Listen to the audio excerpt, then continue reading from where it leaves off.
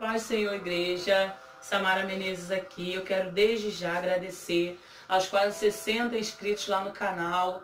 Muito obrigada. E tudo é para honra e para glória do nome do Senhor, tá bom?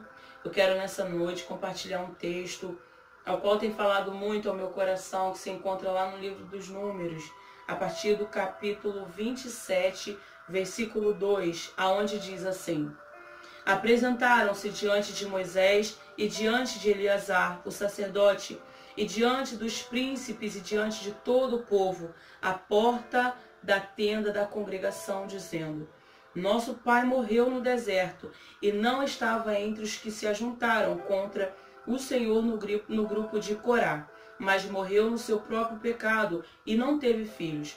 Porque se tiraria o nome de nosso pai do meio da família, porquanto não teve filhos? Dai-nos a possessão entre os irmãos de nosso pai. Moisés levou a causa delas perante o Senhor.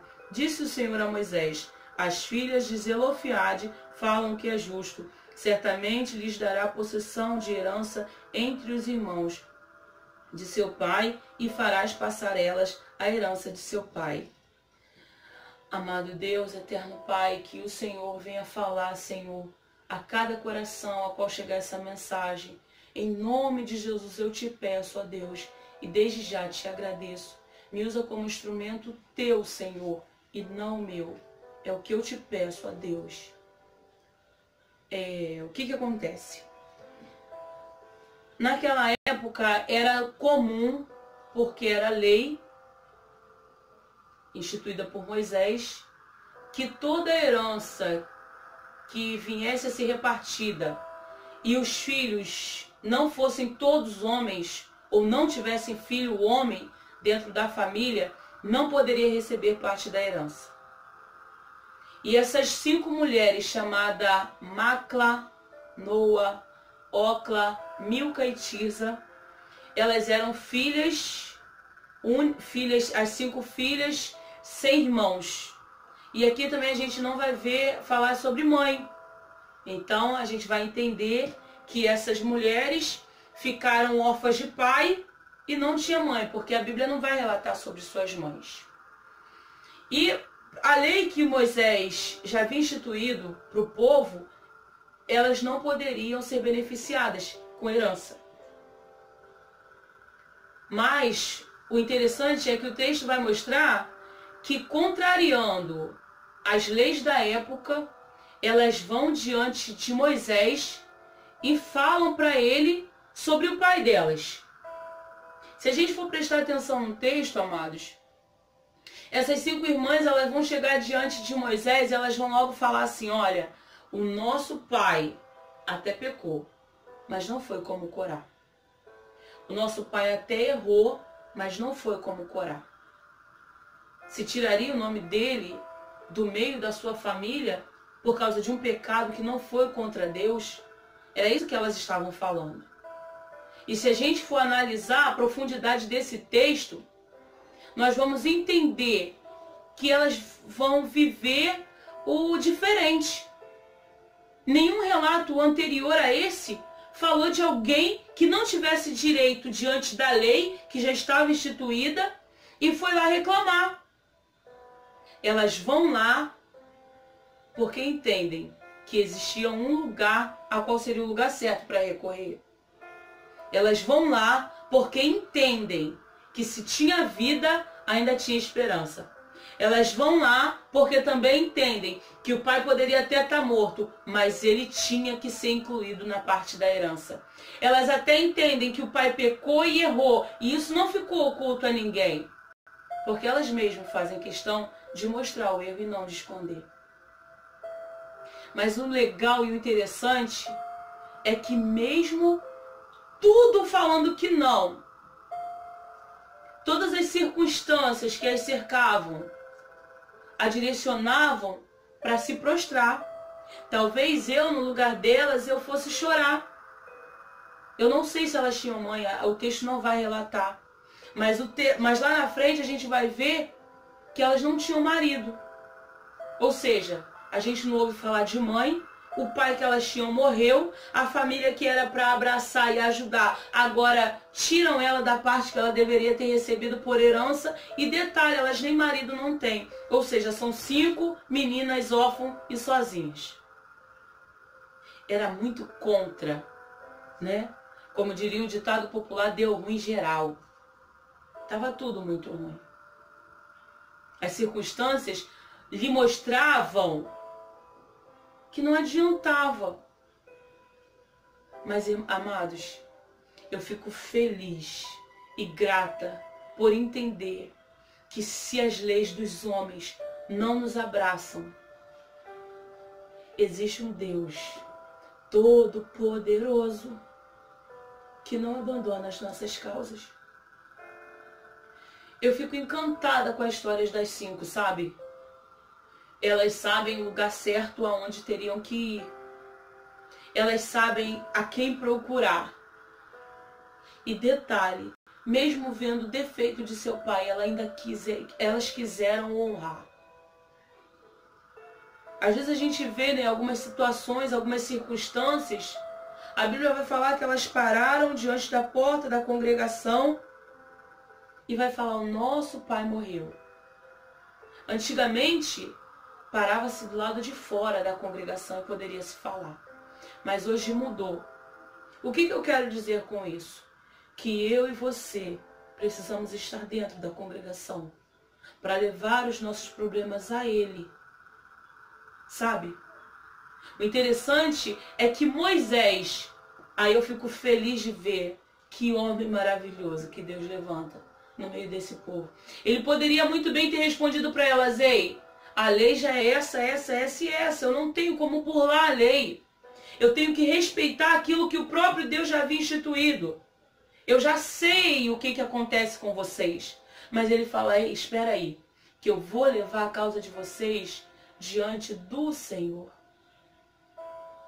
Que em nome de Jesus, o Senhor institua sobre nós homens direcionados por Ele, para apresentar a mim e a tua causa a Ele.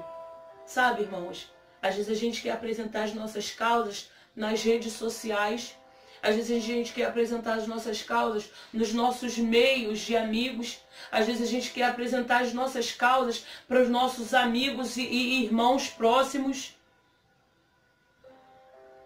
Mas como você saber se essas pessoas vão direcionar a tua causa para Ele?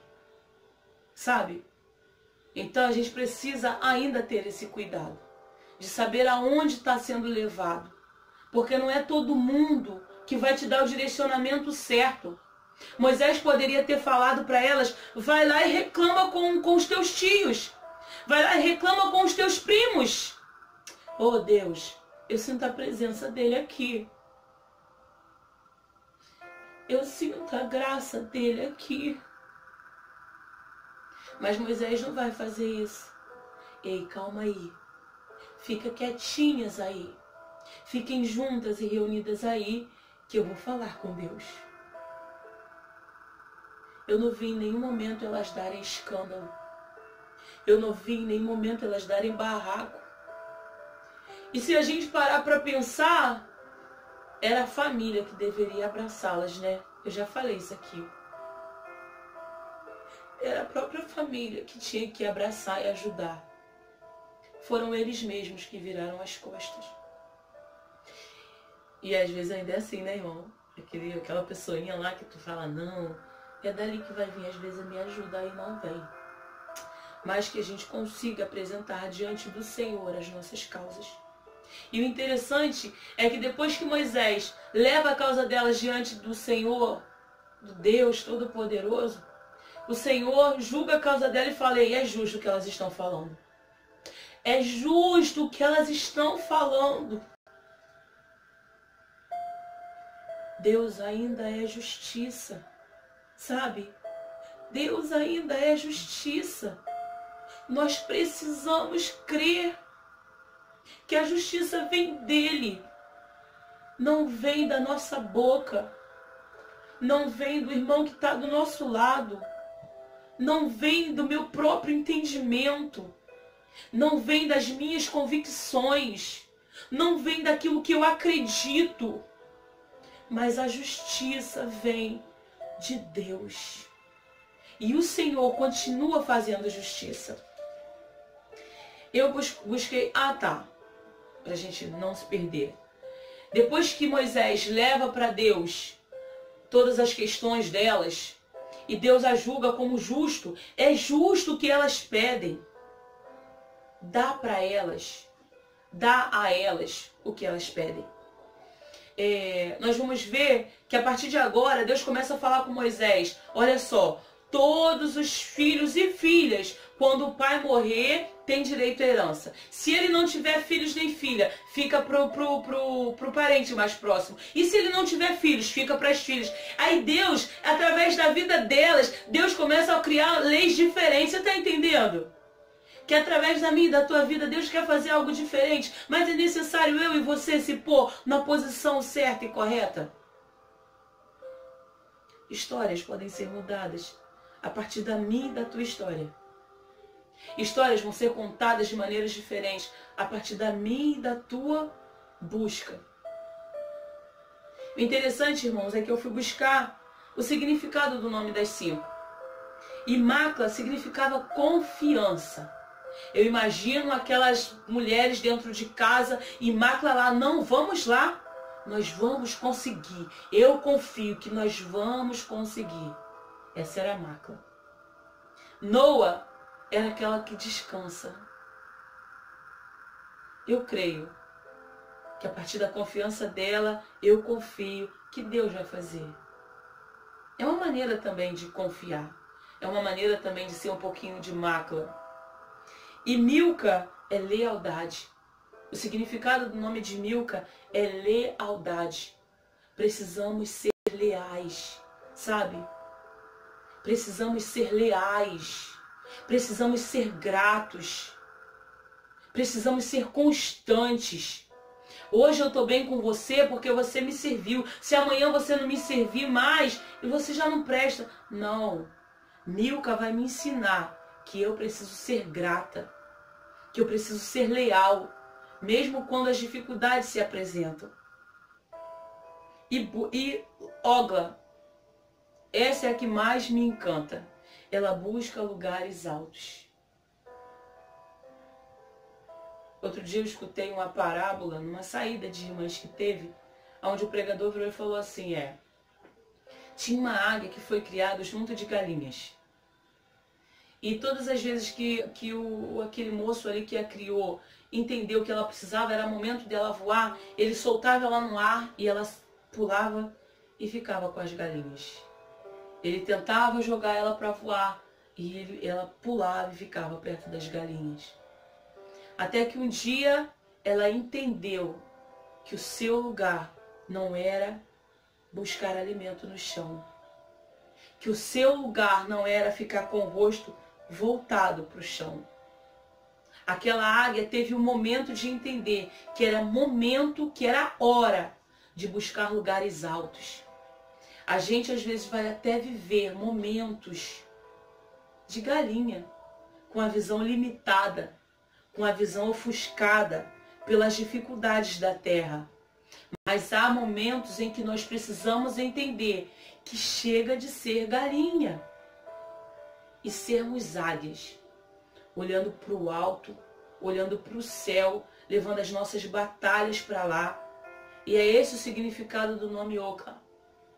Que eu e você nessa noite possamos ser como ela, levar as nossas causas diante daquele Deus Todo-Poderoso, que é Criador da terra e do céu, que é Criador dos céus e da terra, que atende por Jeová, que atende por Deus, que atende por Jeová Nissim, Príncipe da paz, Rei dos reis, Senhor dos senhores. Que eu e você possamos levar as nossas lutas, as nossas causas, as nossas dificuldades, buscar a nossa justiça no céu. Amém? Eu agradeço a vocês que vão entrar aí, vão dar um ok e eu encerro esse vídeo de hoje. A paz do Senhor. Amém.